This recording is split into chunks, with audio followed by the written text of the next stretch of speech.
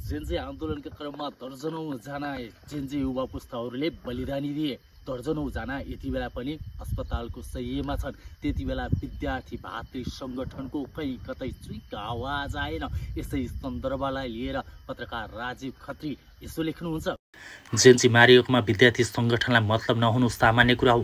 पहिलो कुरा त यी विद्यार्थी संगठन नै होइनन्, झोलेहरूका बिरुवा उत्पादन गर्ने नर्सरी हुन्। यी झोलेहरूका बिरुवाहरू उम्रिँदैका तिनपात गुण्डागर्दी गर्छन्।